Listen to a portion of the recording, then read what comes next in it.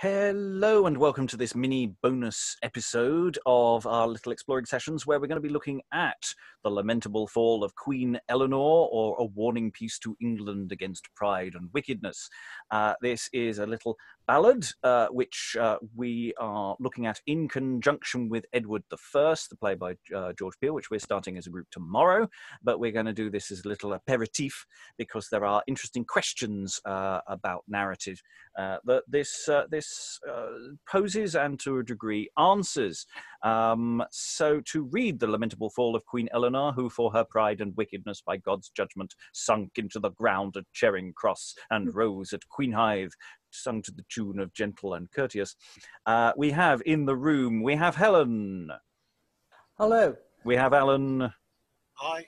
We have Sascha. Hello. We have Tamara. Hi. And we have Valentina. Hello. And I'm Robert, your host, and we're going to be reading a few verses of this at a time. Then we'll just pause and talk about it as we go into this nice little narrative poem. We'll start with Tamara. Tamara will go first. If you could do three stanzas, please.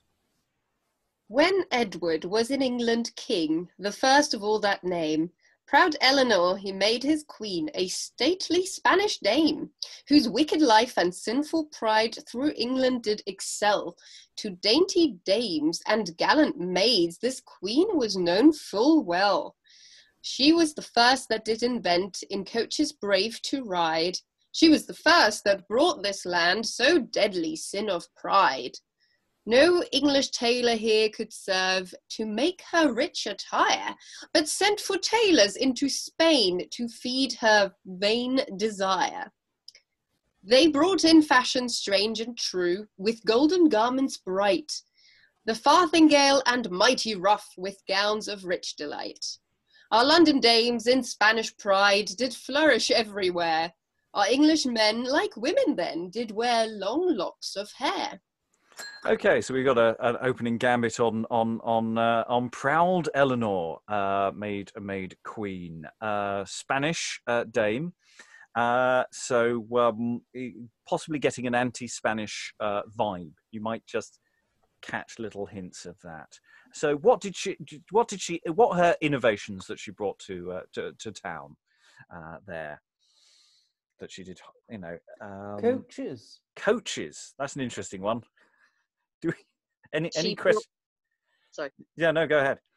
She brought a lot of fun that may not have been viewed as appropriate socially. Mighty rough. A mighty rough. As opposed to a bit of rough. Yeah. Yes, Somebody coaches. shoot that man. Somebody shoot that man. Yeah, we can't. That's the problem with Zoom. You just have to move on and ignore.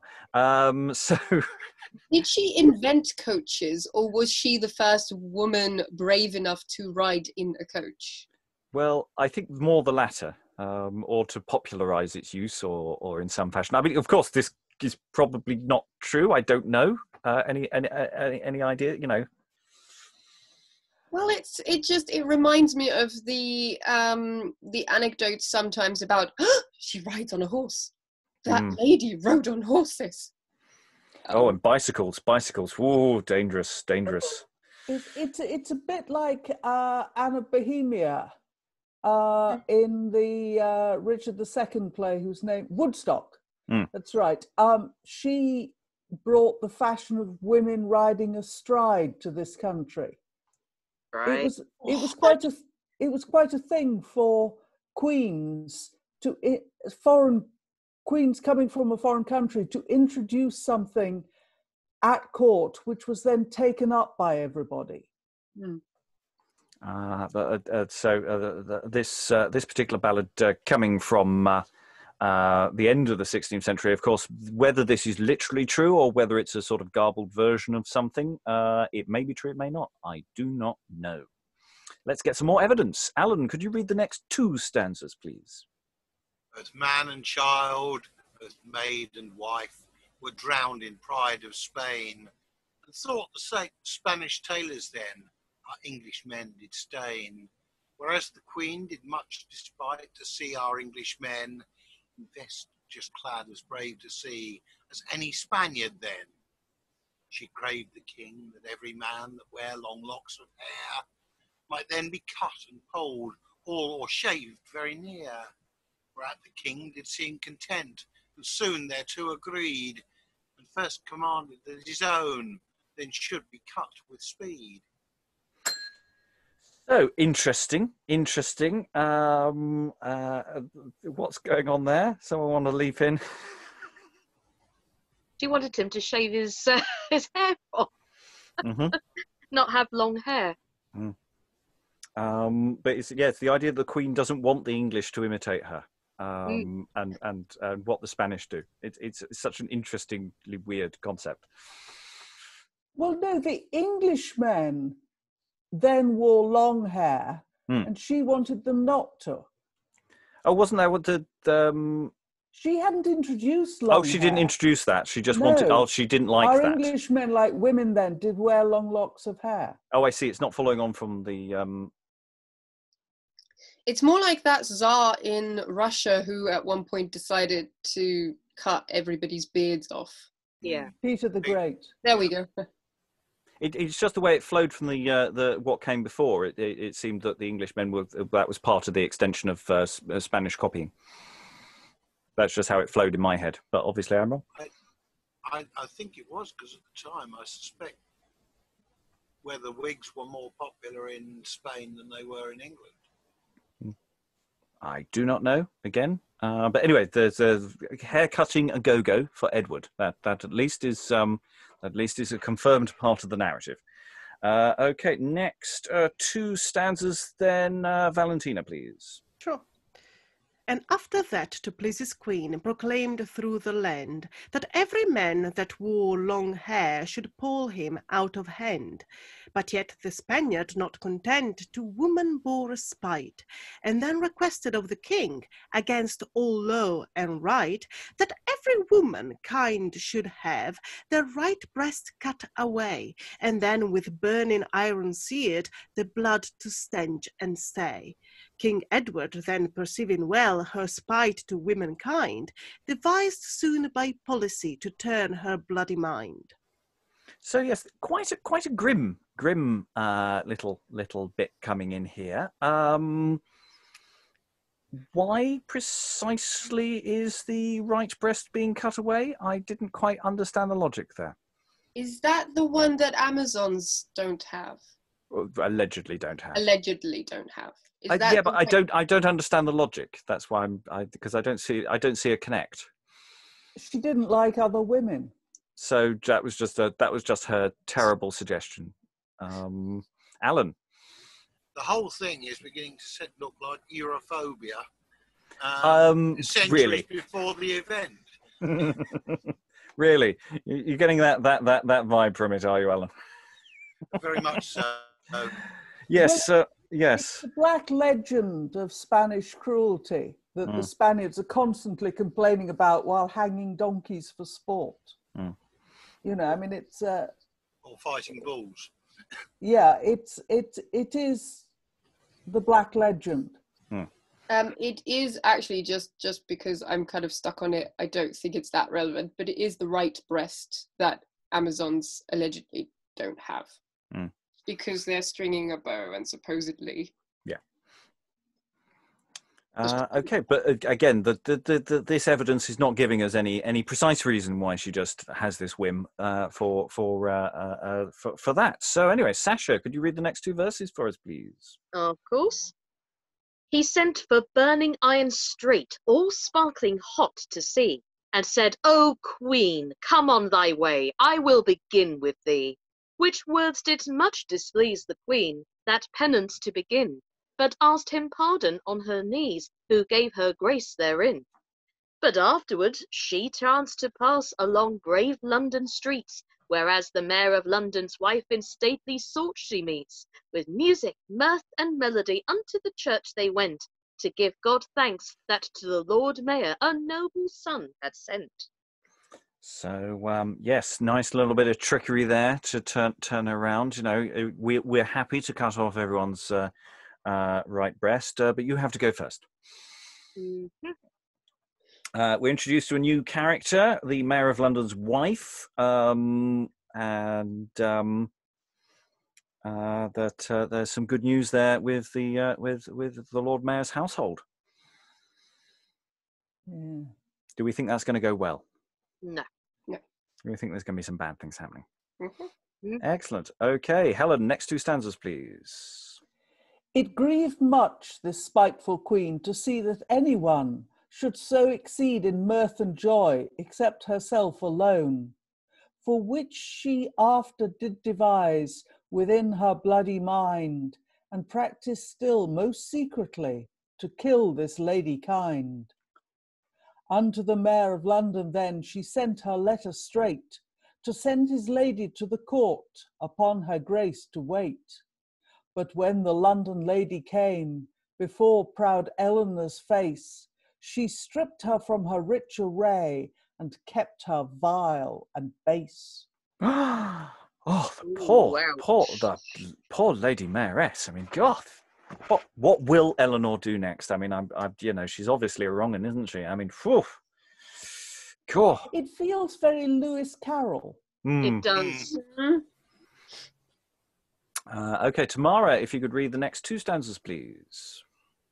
She sent her into Wales with speed, and kept her secret there, and used her still most cruelly that ever man did hear. She made her wash, she made her starch, she made her drudge away, she made her nurse up children small, and labour night and day. But this contented not the queen, but showed her most despite. She bound this lady to a post at 12 o'clock at night. And as poor lady she was bound, the queen an angry mood did set 2 snakes unto her breast, that sucked away her blood. Get Valentina has a question. So I was like, that's not how snakes work. So I just had a moment of like, what? But it's so much Well, classical imagery that has nothing to do with anything, but this is now going Cleopatra. It's like, why? What? The asp. Yeah. An interesting timing question about that particular detail, because not necessarily a standard thing that it's her breast. So that I don't think that's quite in play yet. Just generally somewhere she gets bitten, according to if we're going with Cleopatra. Alan, next 2 stanzas, please. Thus did the Mayor of London's wife most grievous for to hear, which made the Spaniards grow more proud, as after shall appear. The wheat that daily made her bread was bolted 20 times. Food that fed this stately dame was boiled in costly wines. The water that did spring from ground she would not touch at all, but washed her hands with dew of heaven that on sweet roses fall. She bathed her body many a time in fountains filled with milk, and every day did change her tile in costly Median silk. So, Can I ask where you got median from? from another edition that I saw, that was where it came from. You did, yes, in the version you were looking at, there was something else, wasn't it? It was Belian. I had a feeling it might be Indian, but I couldn't make sense of it. But Median is fine, Persian. Yeah, so it's would not touch the water from the ground. No, dew of heaven. That's the only kind of water I'm going to drink. Dew of heaven. Yeah, that's all I'm going to use.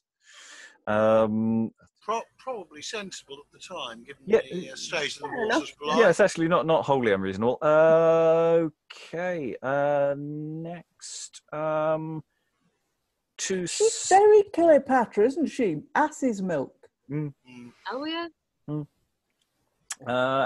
Valentina, could you read the next 2 stanzas, please? Sure. But then But coming then to London back within her coach of gold, a tempest strange within the sky this queen did there behold.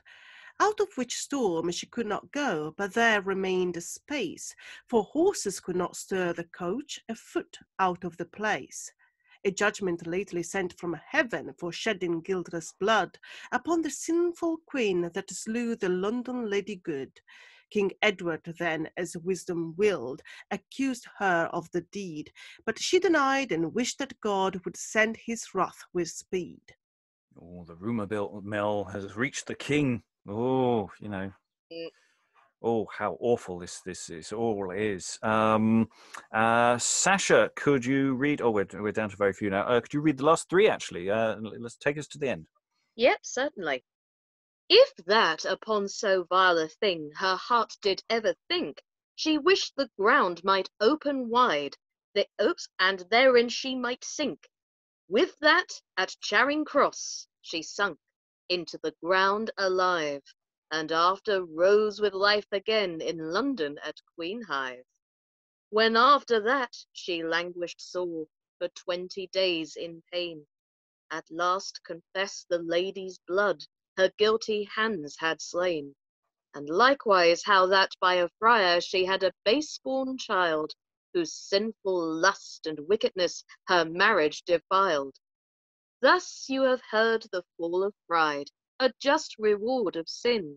For those that so swear themselves, God's vengeance daily win.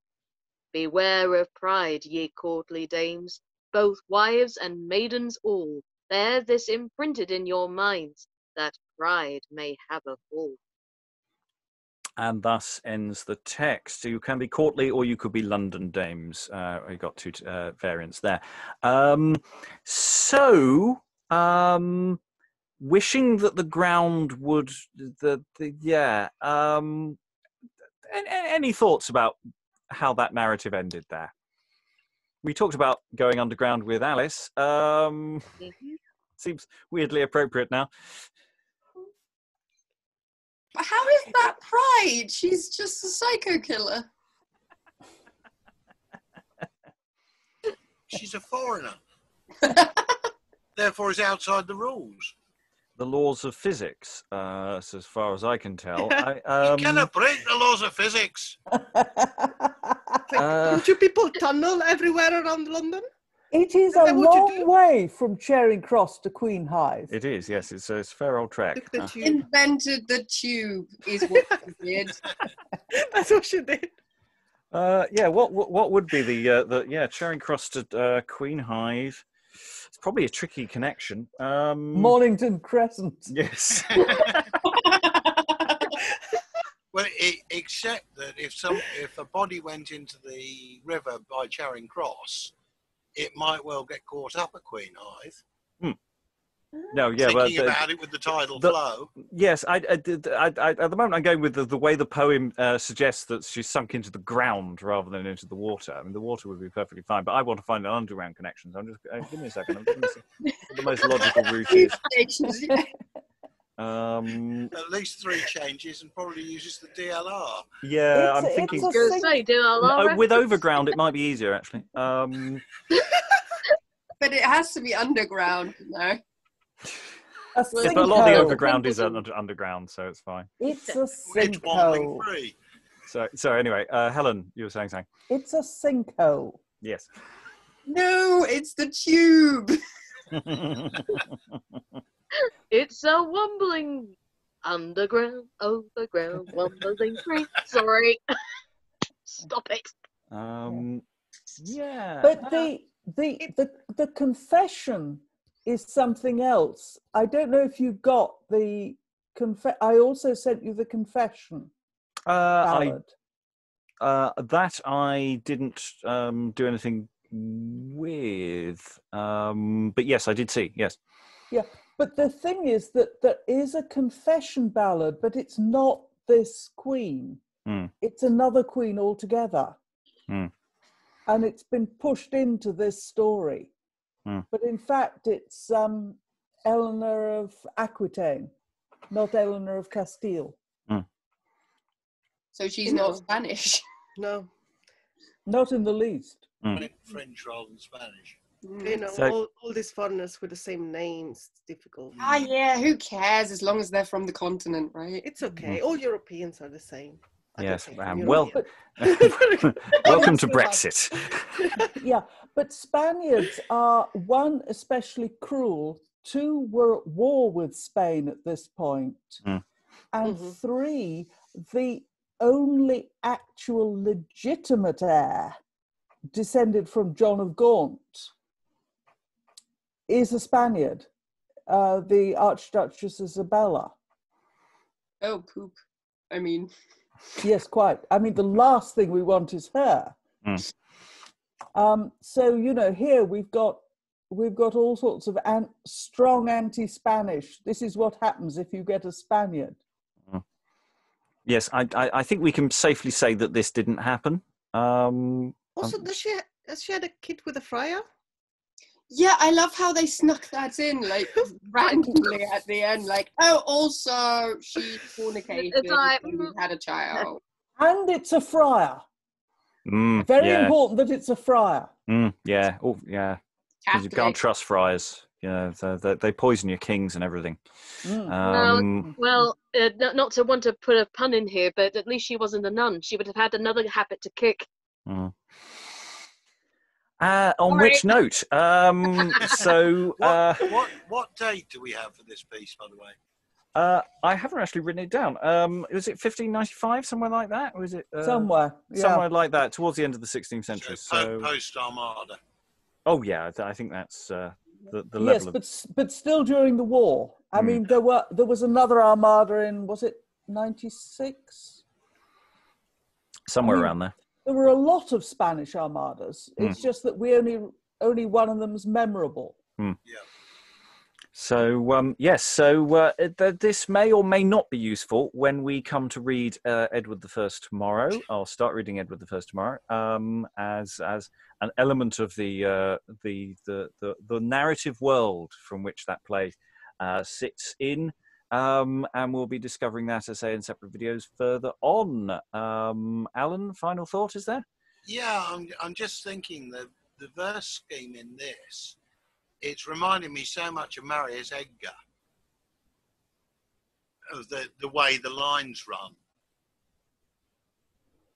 And whether there is any link there, I do not know, but it definitely works in that sort of recitation style. Well, it is to a tune. It is, it's supposed to fit with a ballad tune. So, is something that's to be sung. Presumably, it's the same piece of music going round and round and round for every single verse, or at least in the background kind of thing. So, there is a sort of logic to that. And the way it's laid out, each line that you see here is in fact two lines. Yeah. So that Edward was in England king, next line, the first of all that name. Yeah. Do we know the tune it was set to? Not at the moment, but we're going to see if there are references to that. We'll ask someone who knows, because we don't.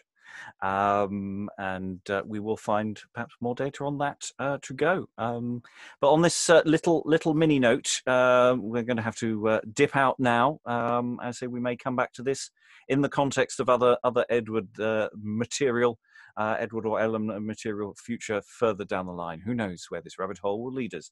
Probably to Queen-hive. Thank you to all the readers, and goodbye. Bye-bye. Bye.